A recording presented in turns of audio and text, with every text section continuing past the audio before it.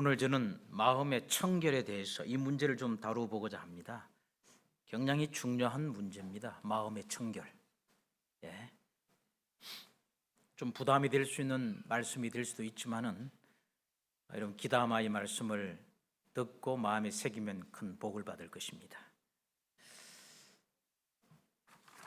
예.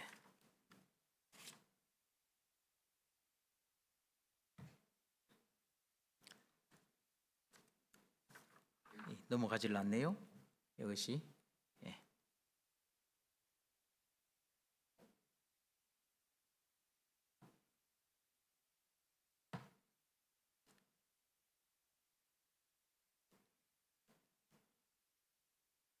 예. 넘어가질 않네요. 없는데. 소리. 죄송합니다. 예, 너무 마태복음 5장 8절을 우리 다 같이 한번 낭독하겠습니다. 시작. 마음이 청결한 자는 복이 있나니 저희가 하나님을 볼 것이며. 여기 공동 번역에 마음이 청결한 자를 마음이 깨끗한 사람은 행복하다 이렇게 번역을 했습니다. 마음이 깨끗해야 행복한 삶을 살 수 있습니다. 킹 제임스 함정역은 마음이 순수한 자들은 복이 있다 했습니다. 청결을 순수라고 해석했습니다. 한글 킹 제임스는 마음이 순결한 자들이라 했습니다. 마음이 순결한 자들. 그래서 청결한 자란 말은 마음이 깨끗한 사람, 순수한 사람, 순결한 사람 의미합니다. 메시지 성경은 아주 재미있게 해석을 했어요. 여기 보니까 만약 당신의 이 속 사람, 내면의 세계, 다시 말하면 your mind and heart, 이 심령이죠. 심령이 put right, 여기 put right라 했어요. 똑바로 쓴다면 우리의 심령, 내면의 세상이 우리 심령이 똑바로 설 때에 그러면 어떻게 된다고요? 복을 받는데 그러면 you can see God in the outside world. 예, 내면의 세계가 똑바로 쓴다면 이제 바깥 세상에서 우리는 하나님을 볼 것이다. 참 이 메시지 성경이 너무 멋들어지게 이걸 해석을 했습니다. 그래서 사람들은 무엇인가 눈으로 보고 외면의 세계를 밖의 세계를 가꿉니다. 모양도 가꾸고 옷도 단정하게 입으려고 하고 다 자꾸 그래요. 그러나 성경은 전혀 반대예요. 지금 이 여섯 번째 이 기별은 내 내면을 똑바로 세우고 가꾸라는 거예요. 내 내면을.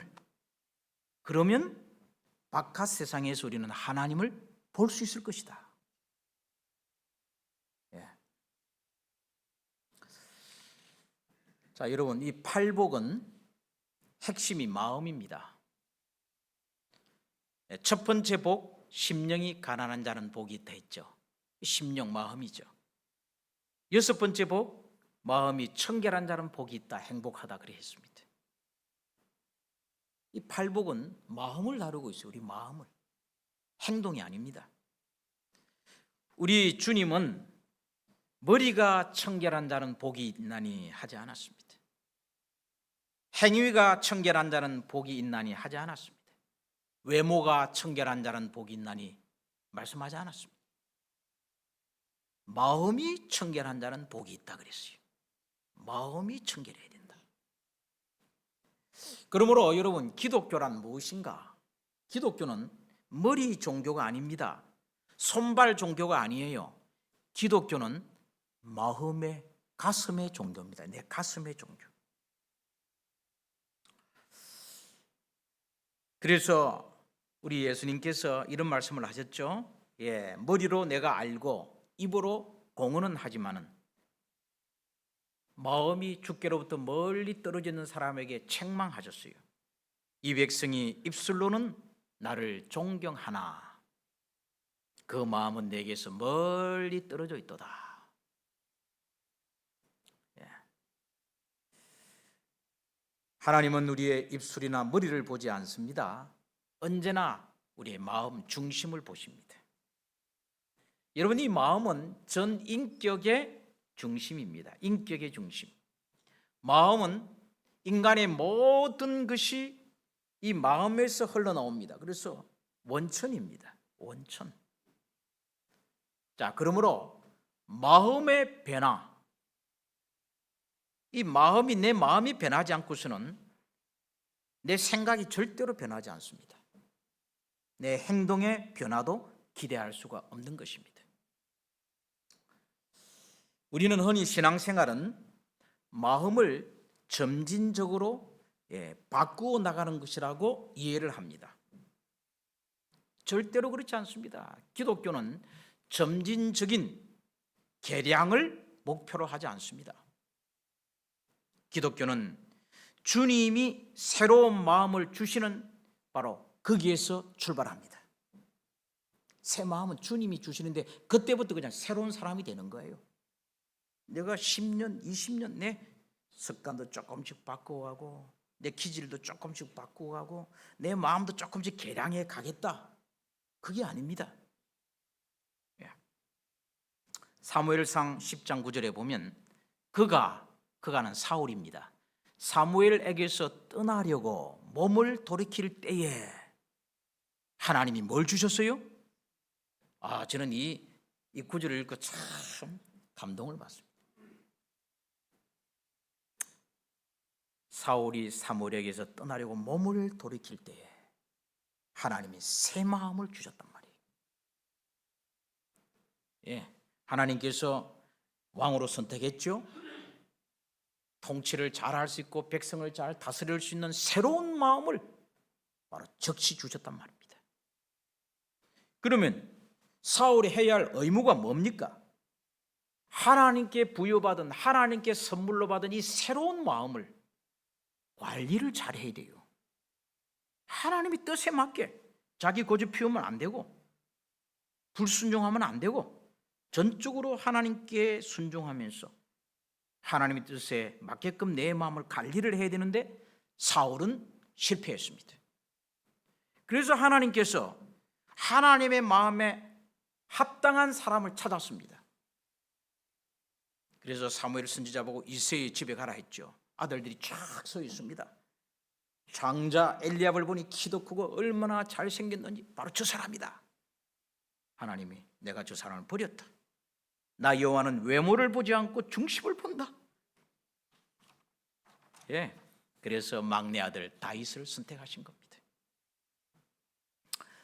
언제나 하나님은 사람의 마음을 보십니다. 그래, 기독교는 마음의 종교입니다. 말의 종교가 아닙니다. 행동의 종교가 아니라는 겁니다. 마음이 주께로부터 새 마음을 받아야 돼요. 그 마음을 잘 관리하고 지켜야 돼요. 자, 왜 그러면 우리의 마음이 청결해야 할 필요가 있을까? 왜 이렇게 성경은 청결을 강조할까? 제가 4가지 이유를 간단하게 말씀드릴게요. 마음이 더러워졌기 때문입니다. 요즘 대기 오염, 얼마나 이 공기가 오염되었습니까? 더러워졌습니까? 환경 오염, 땅이, 바다가 얼마나 더러워졌습니까? 그것만이 아닙니다. 오늘날 21세기에 사람들의 심령이 엄청 더러워졌어요. 말도 못하게 더러워졌어요.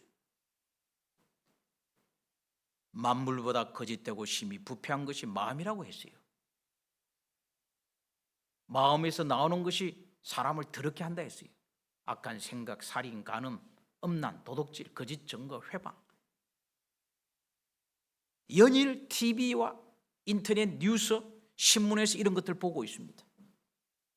얼마나 사람들의 마음이 더러워졌는지 모릅니다.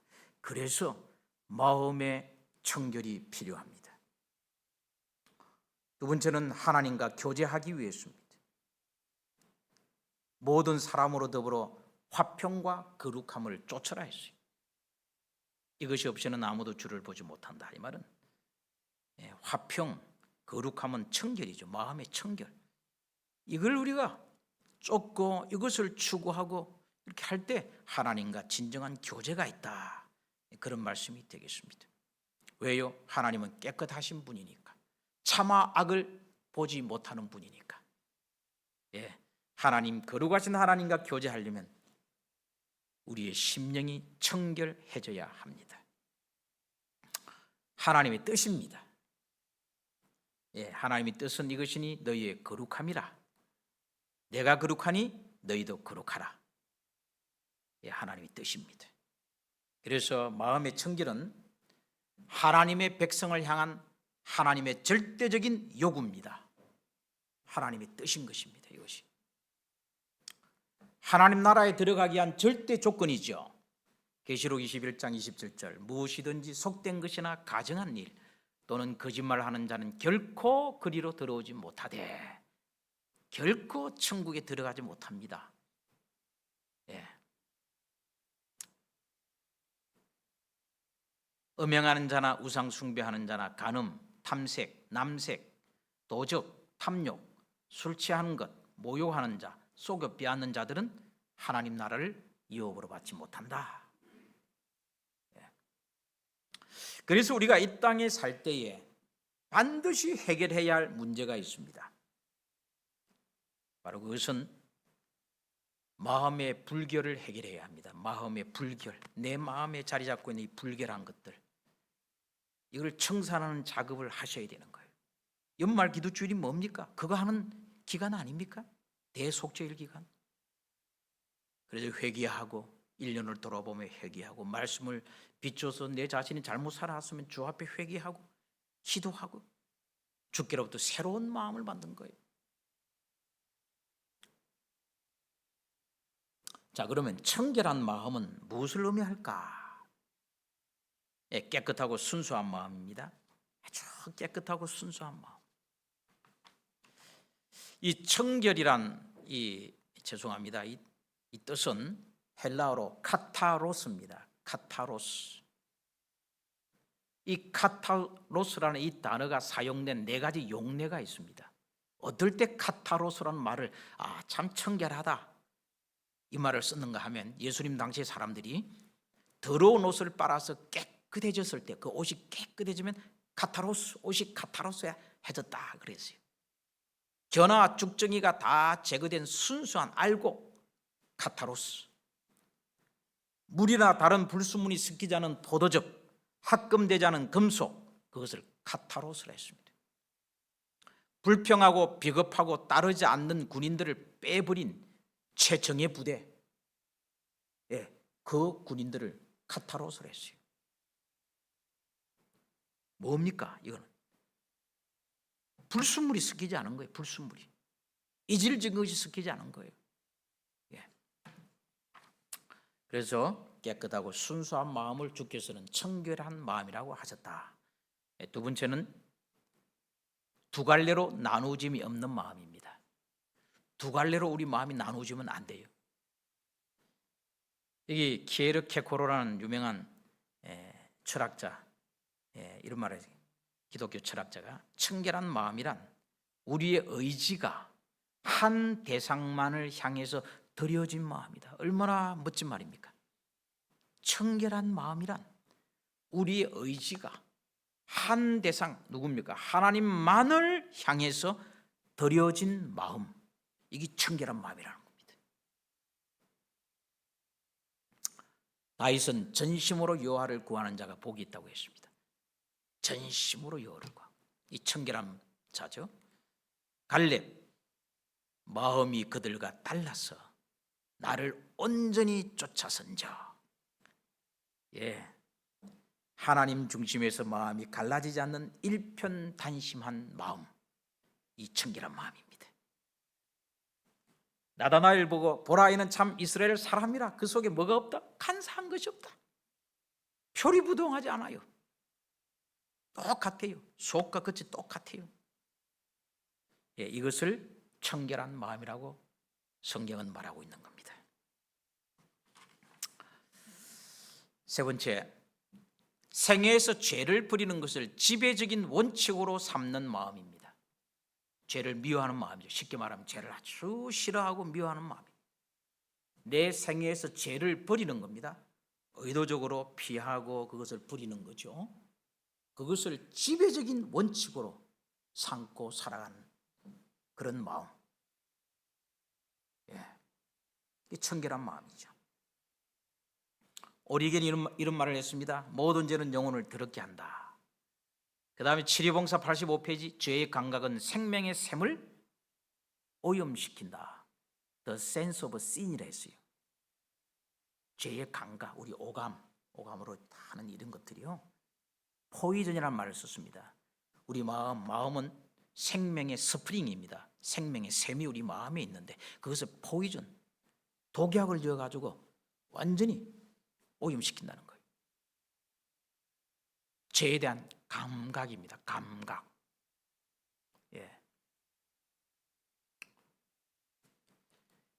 시대의 소망 313페이지에 한 가지 죄를 마음에 품거나 한 가지 그릇된 행습이 생애 가운데 남아 있다면 온 심신이 오염된다. 엘렌 화이트이 이런 말씀을 참 여러 군데 기록하고 있습니다. 그래서 여러분 어떻게 해야 합니까? 청결한 마음이란 죄를 버리고 그것을 버리는 것을 지배적인 내 삶의 원칙으로 삼고 살아가는 사람들인 겁니다. 이 청결한 사람이, 마음이 청결한 사람, 죄를 극도로 싫어하고 미워하는 그런 마음을 가진 사람. 이런 마음을 가지면 이 선물입니다. 하나님의 선물, 은혜지요. 정말 은혜입니다. 야, 그래서 어떻게 세상을 살까? 그래도 살아갑니다. 산상보훈, 마음이 청결한 자는 복이 있나니라고 하신 예수님의 말씀에는 더 깊은 의미가 있다. 그것은 다만 한간에서 이해하는 의미의 순결, 다시 말해 감각적인 것에서 벗어나고 유욕에 더럽히지 않는 것만이 아니라 마음의 은밀한 목적과 동기를 진실하며 교만과 자아본의에서 벗어나 겸손하고 사심이 없고 어린 애같이 되는 것을 의미한다. 지금 마지막 구절을 참 좋아합니다. 제 손주가 지금 7개월 됐는데요, 남자아이인데 가만 보면 너무 귀여워요.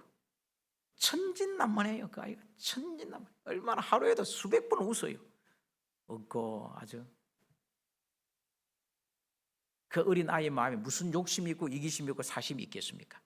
아주 천진난만해요. 이런 어린 애같이 우리 마음이 돌아가는 것, 되는 것.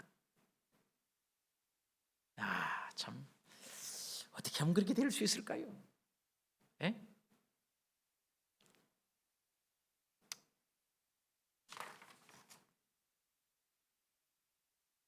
네 번째로 청결한 마음, 생각과 사상과 말이 깨끗해야 합니다. 마음이 깨끗하면 마음에서 나오는 생각도 깨끗하고 사상도 깨끗하고 우리의 말도 깨끗해집니다. 잠언 23장 7절에 보니까 대개 그 마음에 생각하는 것이 어떠하면 그 위인도 그 사람도 또한 그러하다 했습니다. 여기에 좀 예언의 신을 제가 코테이션을 좀 많이 좀 인용해 보겠습니다. 산상보훈 24페이지. 더러운 것은 아무것도 하나님의 도성에 들어가지 못한다 했어요. 그곳 거민이 될 사람은 모두 이 세상에서부터 마음이 청결해져야. 자, 예수님이 재림할 때 우리 마음이 순식간에 청결해지는 게 아닙니다. 절대로 아닙니다. 우리가 지금 살아갈 때 이 세상에서 마음이 청결해져야 돼요. 대속죄일 기간 아닙니까? 지금 역사적으로. 예수님에 대해 배우고 있는 사람에게는 부주의한 행동과 무례한 말과 조잡한 생각을 멀리하는 경향이 차츰 나타나게 될 것이다. 다시요, 예수님에 대해 배우고 있는 사람에게는, 그렇다면 이 말을 바꾸고 말하면 행동이 부주의하고 무례하고 말을 함부로 하고 조잡한 생각을 하고 이간질하고 험담하는 이런 사람들은 예수님에 대해서 배우고 있는 사람이 아니라는 겁니다. 그리스도께서 사람의 마음 가운데 거하시면 말과 생각과 행동이 순결해지고 고상하게 된다. 예수님이 내 마음에 지금 자리 잡고 있는다면, 직원에서 여러분 다툽니까? 중화동 교회는 그런 분 아무도 없지요. 교회 건축할 때 어떤 교회는 많이 싸우고, 그래서 건축위원장도 내팽개치고, 교회가 두 패가 돼서 나눠지고 다른 데로 가고, 그런 소문이 옛날에 많이 들렸어요. 교회 건축이 뭐가 중요합니까? 이 다 불에 탈 건데 나중에. 내 마음에 예수님이 살아계시는 게 제일 중요하죠. 그러면 그게 의견이 좀 다르다 해서 다툴 게 뭐가 있습니까? 기도하면서 서로 우리가 마음을 맞춰가면 되는데, 양보하고, 이해하고.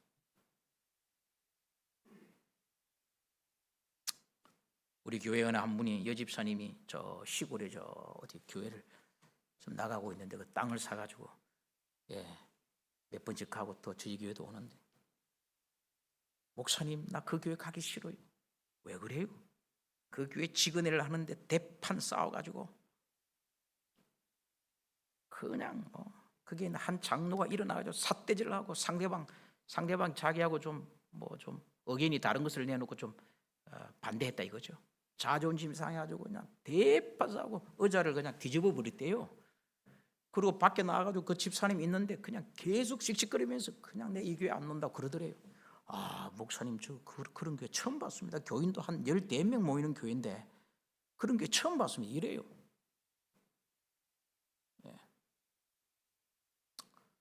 그 사람들의 마음에 예수님이 계시지 않기 때문에 그런 일이 벌어지는 겁니다. 예수님이 계시지 않기 때문에.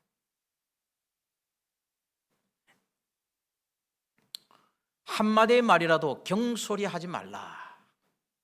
자, 경솔히하지 말라. 험담과 경솔한 이야기와 참을성 없는 원망과 불순한 암시가 그리스도를 따르는 자의 입술에서 흘러나와서는 안 된다 그랬습니다. 사도 바울은 성령의 감동을 받아 무릇 더러운 말은 너 입 밖에도 내지 말라고 했죠. 그래서 우리가 이런 말들, 그래서 마음이 깨끗하면 이런 말들은 우리가 입에 담지 않게 되죠. 참으로 거듭난 사람은 다른 사람들의 결점을 생각하거나 이야기하려고 하는 성질을 가지고 있지 않을 것이다. 그의 입술은 성화되었고 하나님의 정인으로서 그는 그리스도의 은혜가 그의 마음을 변화시켰다는 것을 증거할 것이다. 악한 것을 생각하고 이야기하려고 하는 유혹을 이긴 자들만이 천국에 이 마지막 구절 우리 다 같이 한번 읽어봅시다. 시작. 악한 것을 생각하고 이야기하려고 하는 유혹을 이긴 자들만이 천국에 들어갈 것이다. 왜 이런 유혹이 없습니까?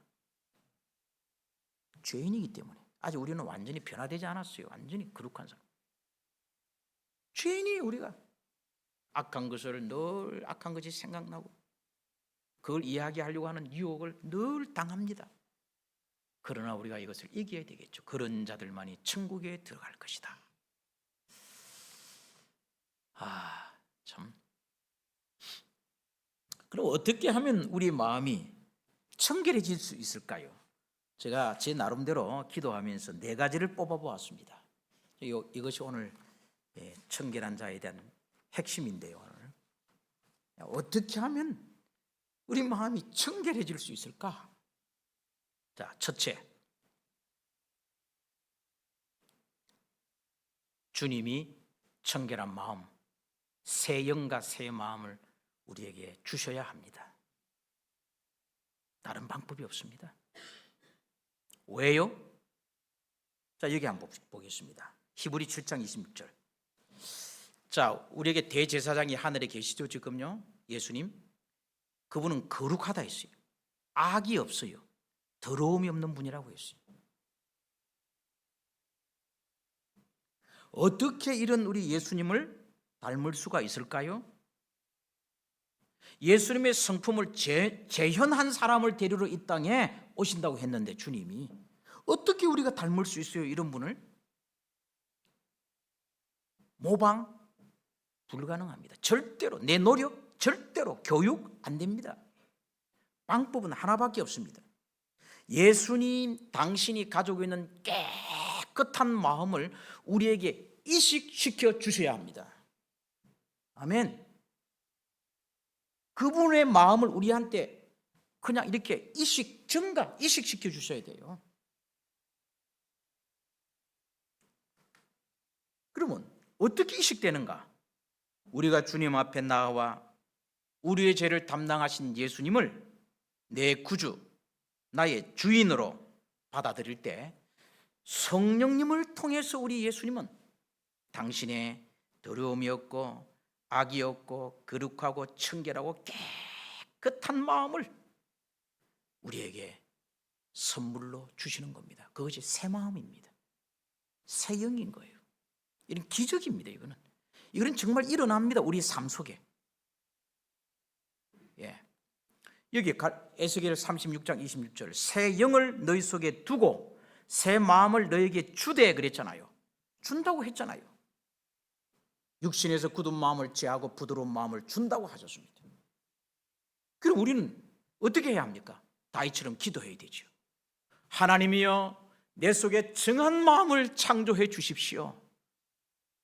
하나님, 저는 불결하고 너무너무 더러운 사람입니다. 악이 날마다 솟구쳐 나옵니다. 주님, 제발 기도합니다. 저에게 정한 마음을 날마다 창조해 주시고 주님 제 안에 정직한 영을 새롭게 좀 해 주십시오. 이것이 우리의 기도가 되어야 하는 것입니다. 그래야 우리 마음이 청결해지는 거예요. 주의 마음이 우리한테 이식되는 거예요. 성령으로 그렇게 해주시는 겁니다. 이걸 믿으시기 바랍니다. 성경이 그렇게 해놨잖아요. 이걸 믿지 못하면 안 되는 거예요. 믿으셔야 돼요. 그리고 주장하시고 주님 정말 시편 51편 10절에 다윗이 기도한 것처럼 주님 깨끗한 마음을 좀 저한테 만들어 주십시오. 정직한 영을 좀 새롭게 해 주십시오. 오늘 여러분 그렇게 마음에 기도하시기를 바랍니다. 아멘. 두 번째, 자, 주님이 주신 새로운 마음을, 주님이 새로운 마음을 주셨잖아요. 달라고 해서 주님 주셨어요. 이 마음을 관리를 잘해야 돼요. 우리가 침례를 받고 예수님을 나의 구주와 나의 주인으로, 인생의 주인으로 모시면 바로 새로운 마음을 주십니다. 그 다음에 아침마다 책상에 앉아서 성경을 읽고 기도하고 주님께 묵상하면 새로운 마음을 주십니다. 날마다 주십니다. 이게 은혜입니다. 주의 은혜. 그런데 우리가 살아가면서 사업하고 직장에서 일하고 가정에서 또 아이들하고 부딪히고 이 살아가다 보면 우리 마음이 자꾸 오염이 생겨. 때가 더러워져. 근데 우리 마음을 잘 관리를 해야 돼요. 죄에 오염되지 않도록 마음을 잘 지켜야 되는 겁니다. 자, 마음을 지키려면, 여기 제가 비결을 좀 몇 가지 말씀드리겠습니다. 마음을 지키려면 먼저 눈을 지켜야 합니다. 이게 굉장히 중요합니다.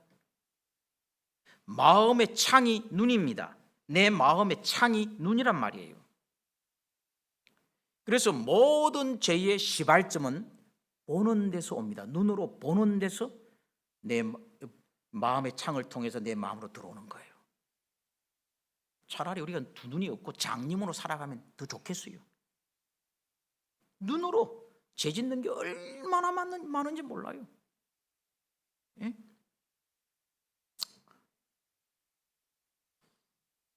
그래서 여러분, 유혹받을 만한 것은 처음부터 그냥 눈을 감으세요. 보지 않는 게 제일 좋습니다. 만지지도 마시고. 여러분, 하와, 여자가 그 나무를 본 적 먹음직도 하고 보암직도 했죠. 유혹을 받았어요. 죄를 지었어요. 본 적. 아간, 아름다운 외투 한 벌, 은 200세겔, 50세겔 금덩이 하나를 보고 탐심이 일어나서 취하였어요. 눈으로 보고. 다윗, 저녁 때에 침상에 일어나가지고 뭐 한다고 그게 어슬렁거렸는지 모르겠어요. 또 이 저자는 왜 밖에 나와서 목욕을 했는지 모르겠어요. 보니 한 여인이 목욕을 하는데 심히 아름다워 보이는지라. 눈으로, 마음의 창이 눈을 통하여 마음이 더러워지는 겁니다. 눈을 지켜야 돼. 눈을, 마음을 지키면 눈을. 그래서 너무 오래 보거나 이렇게 오래 보거나 또 그 본 것이 마음속에 자리 잡도록 오랫동안 자리 잡도록 허용한다면 마음에 탐심이 일어납니다. 자, 탐심을 하게 되면 이제 탐심은 갈구한다는 겁니다. 자꾸 생각하고 그 장면을 생각하고 엄난한 것들, 엄탕한 것들, 이상한 것들 보고 막 그다음에 뭐 좋은 물건들 남의 것들 보고 탐심이 생기고 이렇게 해가지고 자꾸 그걸 생각하고 하면 상상을 자꾸 하게 되는 거죠. 자, 그다음에 상상을 하게 되면 행동이 따라옵니다. 뇌에 딱 이 줄이 꺼지는 거예요. 줄이.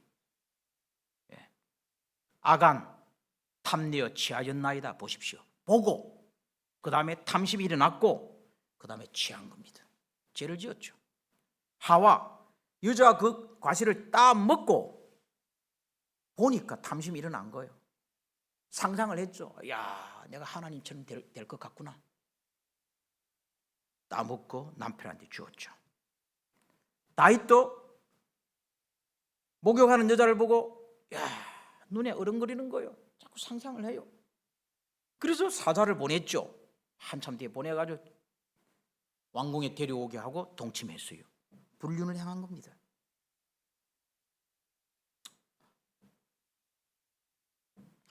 여러분, 마음이 더러워지고 죄를 짓게 되는 모든 출발점, 시발점은 마음의 창인 눈으로부터 옵니다. 마음을 지키려면 눈부터 지켜야 하는 거예요. 눈을. 안 볼 수는 없습니다. 어떻게 우리가 두 눈을 가지고 있는데 안 보고 살 수가 있습니까? 그러나 보지만은 더럽고 추한 것을 내 눈으로 보았지만은 그것이 내 마음에 오랫동안 자리 잡지 않도록 할 수 있는 것은 내 선택입니다. 내가 하는 거예요, 그거는. 루트가 이런 말을 했어요.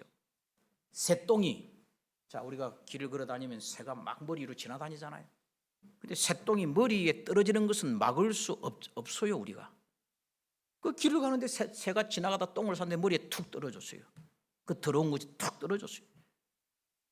그러나 새가 지나가다가 이 머리가 크니까 머리카락이 있고 하니까 여기다 내 집을 지어야 되겠다 해가지고 탁 앉아가 집을 짓는 것은 못하도록 새를 쫓아낼 수가 있다 이 말입니다.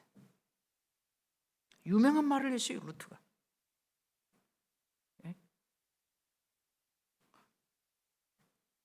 엘렌 화이트, 한 가지 죄를 마음에 품거나 한 가지 그릇된 행습이 생애 가운데 남아있다면 온 심신이 오염된다. 아까 죄의 감각은 생명의 샘을 오염시키지, 아까 말씀드렸던 내용들입니다.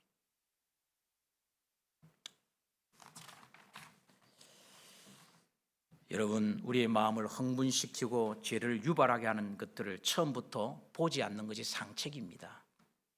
혹시 보았다면 그것이 마음에 오랫동안 자리 잡지 않도록 적시 내쫓아버리십시오. 사탄아 물러가라. 자꾸 생각나고 하면 고개를 흔들고 사탄아 물러가라 외치십시오. 여기에 이런 말씀이 있습니다. 치료봉사 영문 445페이지.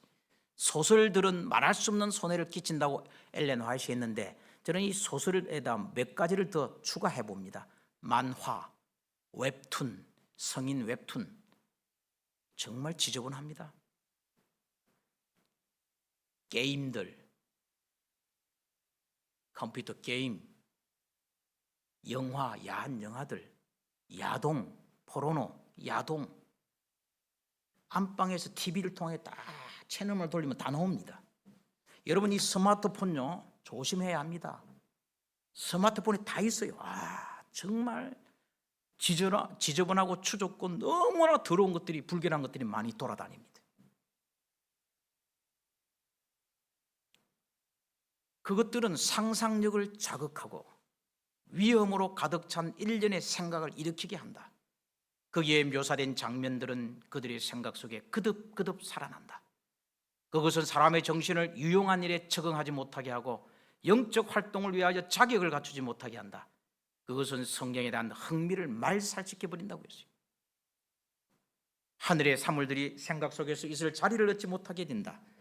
묘사된 불순한 장면에 마음이 머물러 있게 되면 정욕이 일어나고 마침내 죄를 짓게 된다.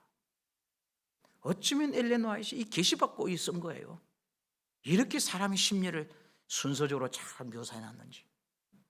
예.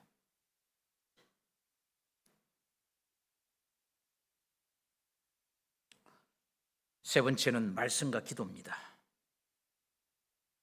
청년이 무엇으로 행실을 깨끗게 할 수 있습니까? 주의 말씀을 따라 상갈지어다. 내가 주께 범죄치 아니하려 하여 주의 말씀을 내 마음에 두었나이다. 이렇게 했죠. 예. 하나님 말씀과 기도로 거룩하여짐이라. 말씀과 기도, 마음이 청결해집니다. 저희를 진리로 거룩하게 하옵소서. 아버지의 말씀이 진리라고 했죠. 이 말씀은 진리인데 이 말씀이 내 마음에 가득 차면 더러운 것이 발붙일 틈이 없어요. 깨끗해집니다. 하나님 말씀은 유혹과 시험을 이기는 강력한 무기입니다. 그래서 하나님 말씀을 풍성히 우리 마음에 담고 거하도록 말씀을 가까이 하셨으면 참 좋겠습니다. 울타리를 마주보며 살고 있는 두 마리 개가 있었습니다. 한 마리 개의 이름은 나이스, 영어로 나이스, 좋다는 뜻입니다. 또 다른 한 마리 개의 이름은 네스티입니다. 나쁜이라는 뜻입니다. 네스티, 나쁜. 이 나이스와 네스티는 서로 좋아하지 않습니다. 쳐다보기만 해도 어르렁거립니다. 어느 날 이들은 울타리 밑으로 구멍을 파고 만나가지고 서로 싸우기 시작합니다. 팽팽한 싸움입니다. 네스티가 나이스 위에 올라타고 나이스를 물어뜯습니다. 조금 지나니까 나이스가 네스티에 올라타고 네스티를 또 물어뜯습니다. 두 마리 개가 엎치락 뒤치락 피를 흘리면서 싸웁니다. 이 개 주인들이 그 모습을 보고 달려와가지고 간신히 두 마리를 떼어놓습니다. 그리고 울타리를 더 튼튼하게 방벽을 쳤습니다. 그런데 더 큰 일이 벌어졌어요.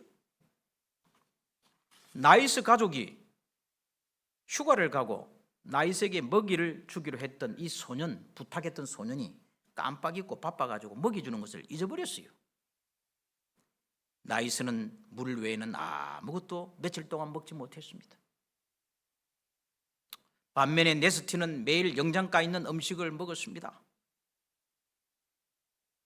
2주 후 다시 두 마리가 만납니다. 만나서 어르렁거리며 싸웁니다. 여러분, 나이스라는 개가 어떻게 되었을까요?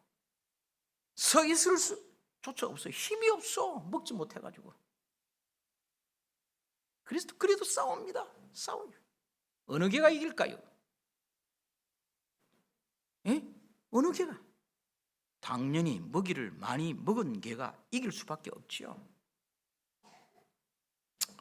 제가 어느 책에서 이 이야기를 읽고 참 제가 정말 좋은 이야기다.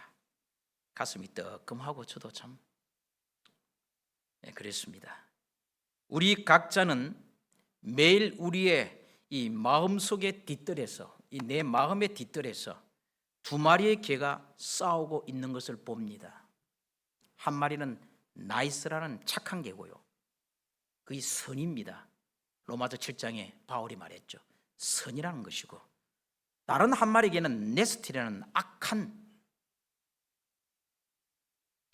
개입니다. 악입니다. 어느 쪽이 이 싸움에서 승리할까요? 내 마음의 뜰에서 날마다 선악의 쟁투가 일어나는데 어느 쪽이 이길까요? 당연히 음식을 많이 먹은 쪽이 이길 수밖에 없죠. 우리 영혼의 양식이 무엇입니까? 살아있는 하나님의 말씀 아닙니까? 이 말씀, 능력의 말씀. 이 말씀을 충분히 먹고 묵상하고 공급한 사람은 내 마음의 뒷뜰에서 나이스와 네스티가 싸운다 할지라도, 선각이 싸운다 할지라도 우리는 충분히 악을 제압하고 승리할 수가 있는 것입니다. 하루 24시간 가운데서 단 30분이라도 생명의 말씀을 펴시고 집중하여 말씀을 읽으시기를 바랍니다. 예언의 특별히 시대의 소망이 얼마나 좋은지 모릅니다. 대쟁도 총서 10권 읽으십시오. 줄을 끊고 또 읽고 또 읽으십시오. 그리고 기도하십시오. 하루에 30분에서 1시간을 주님께 바치십시오. 그래야 할 때 내 마음을 불결하게 하는 모든 죄와 유혹을 우리는 이깁니다. 기쁨 충만한 삶을 살게 될 것을 확신합니다. 네 번째는 그리스도의 보혈로 정결해지십시오. 넘어가겠습니다. 마음이 그래도 더러워질 때가 있습니다. 우리가 성경을 읽고 기도했는데도 더러워질 때가 있어요. 그럴 때 어떻게 해야 하는가? 절망하지 마십시오. 곧장 예수님께로 달려가십시오. 죄를 자복하고 회개하십시오. 예수의 피가 모든 죄 수리를 깨끗하게 해준다고 했습니다. 약속입니다. 이거는. 그 다음에 히브리 1장 3절. 우리 주님은 하늘에 가셔서 하나님 보좌 우편에 계시고 위엄의 보좌 우편에 계시고, 그분은 하나님의 영광의 강체고 본체의 형상인데 무슨 일을 하고 있어요? 능력의 말씀으로 만물을 붙들고 있어요. 오늘도 지구가 24시간 동안 자전한 것, 오늘도 지구가 태양으로 공전한 것 다 주께서 말씀으로 붙들고 계시기 때문에 1분 1초도 틀리지 않고 정확하게 운행하고 있습니다. 그 일만 하는 게 아니라 죄를 정결케 하는 일을 하신다 했어요. 참, 하늘 지성소에 계신 우리 제사장 예수님이요, 우주를 말씀으로 붙들고 통치하고 다스리는 일만 하는 게 아니라 이 땅에 있는 당신의 백성들 죄를 정결케 하는 작업을 하고 계신다는 거예요. 지금 아멘을 안 하시네요. 아멘. 놀라운 건 아닙니까? 지금요, 우리 마음을 깨끗게 하는 이 일을 지금 하고 계세요. 어떤 사람에게? 주님께 나아가는 사람. 내가 그렇게 이 순서대로 했는데도 넘어지고 죄를 지을 수가 있어요. 우리는요, 한순간에 절망하지 말고 주께 나아가는 겁니다. 주님을 붙잡고 믿음으로 나아가는 겁니다. 주님이 지금도 내 죄를 정결케 하는 일을 하고 계신다 확신을 가지고 죄를 고백하고 눈물로 회개하면 주님이 깨끗하게 용서해 주십니다. 어떤 죄를 지었다 할지라도. 그래서요, 죄 안 지은 사람이 하늘에 간 것이 아니라 죄를 지었지만 용서받은 사람, 회개를 통하여 죄를 정결케 함을 받은 죄인이 하늘나라 가는 거예요.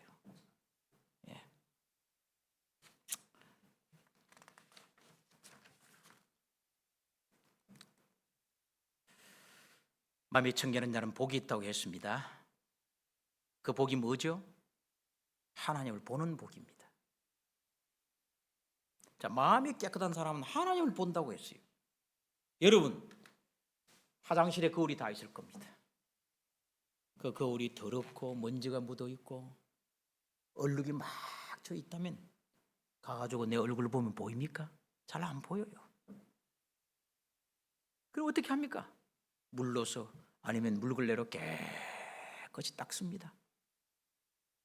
그러면 선명하게 나의 얼굴이 잘 보이게 되는 거죠.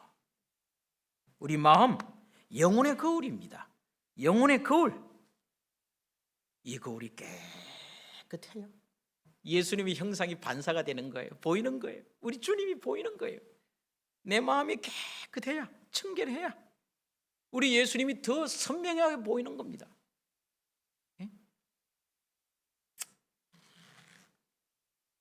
여기 보십시오. 마음이 청결한 자들은 하나님이 이 세상에서 그들에게 주신 시간 동안 마치 그분이 눈앞에 계신 것처럼 생애한다. 눈앞에 계신 것처럼 생애한다고 했잖아요. 이런 자들이 천국에 가서 불멸의 상태에서 하나님의 얼굴을 직접 대면하여 보게 될 것입니다. 창세기 33장 10절, 내가 형님의 얼굴을 배운 적 하나님의 얼굴을 본 것 같습니다. 유명한 말입니다. 누가 이 말을 했죠? 야곱이 형 에스를 만났을 때 내가 형님 얼굴을 보니까 하나님 얼굴을 본 것 같습니다. 서로 원수였는데 에스가 죽이려고 400명의 군대를 이끌고 왔잖아요.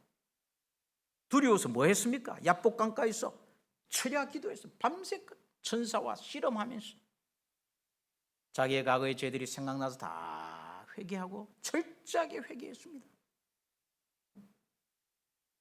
너희들이 뭐냐? 야곱입니다. 야곱이라 하지 마라. 속이는 자 아니다. 이스라엘이라라.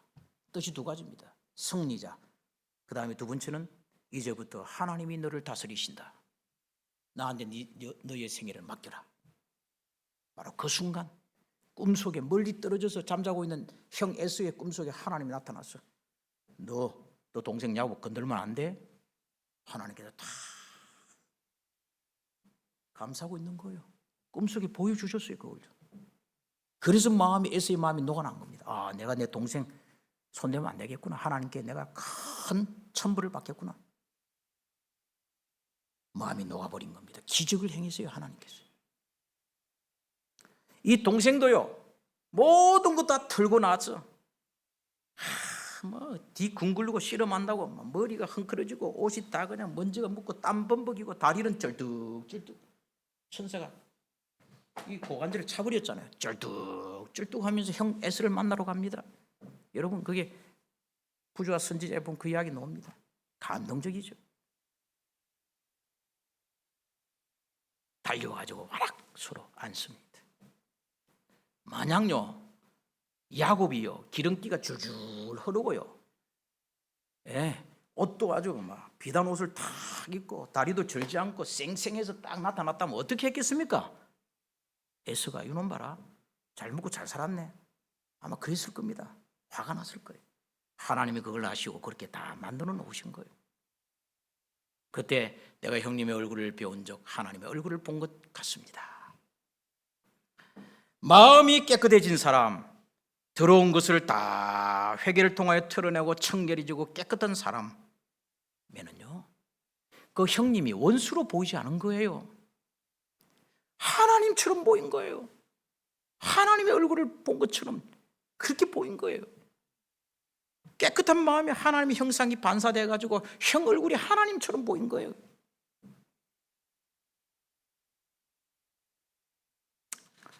제가 이제 말씀을 마치겠습니다. 시간이 많이 됐는데요. 우리가 이제는 거울로 보는 것 같이 심히 하나 그때에는 얼굴과 얼굴을 대하여 볼 것이요, 이날이 곧 올 것입니다. 복 중에 최고의 복은 우리의 삶 속에서 하나님의 임재를 느끼면서 하나님을 경험하면서 사는 복입니다. 마음이 깨끗하고 청결한 사람은 그렇게 살 것입니다. 성도 여러분, 주님이 곧 오십니다. 새로운 날이 밝아옵니다. 그때 우리를 구원하신 주님을 반갑게 맞이할 겁니다. 마음이 청결해져야 합니다.